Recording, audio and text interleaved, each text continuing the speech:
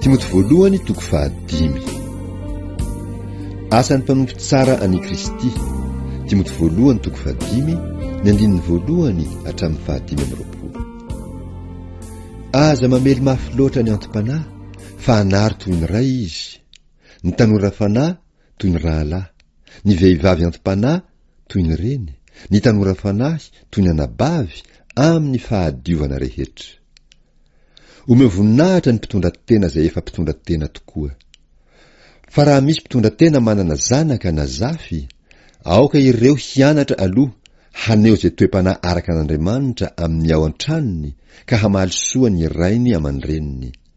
Fa izany no ankasitrahina eo anatrehan'Andriamanitra. Fa izay efa mpitondra tena tokoa ka irery tena dia efa manao tena an'Andriamanitra ka maharitra amin'ny fangatahana sy ny fivavahana andro aman'alina. Fa izay vehivavy manaram-po amin'ny fahafinaretana dia maty fahavelony. Ary zany zavatra izany no andidio mba tsy hananany tsiny.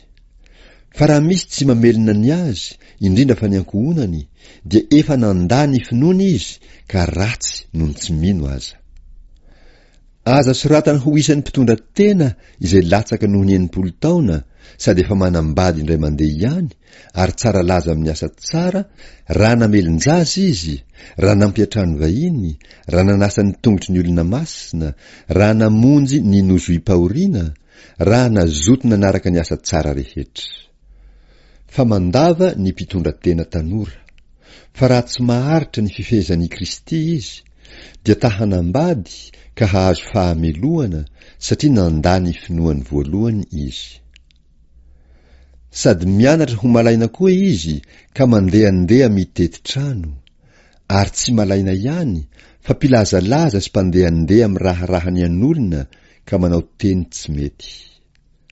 Koa tiako ny mpitondra tena tanora fanahy hanambady sy hanana zanaka sy hanapaka ny tranony ka tsy hanome vava ny fahavalo hiteny ratsy.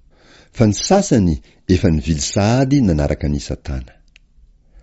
Raha misy vehivavy mino manana mpitondra tena, aoka izy hamelona azy, ary aza vela hahavaky tratra ny fiangonana mba hamelomany izay efa mpitondra tena tokoa.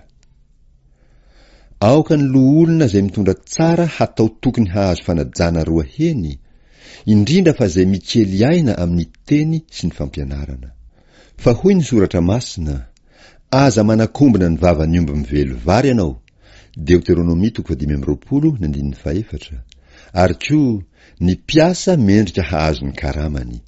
Lioka 10:17. Aza mandray teny hiampangana loholona raha tsy misy vavolombelona 2 na 3. Izay manota dia naro eo anatrehan'ny olona rehetra mba hatahotra koa ny sasany.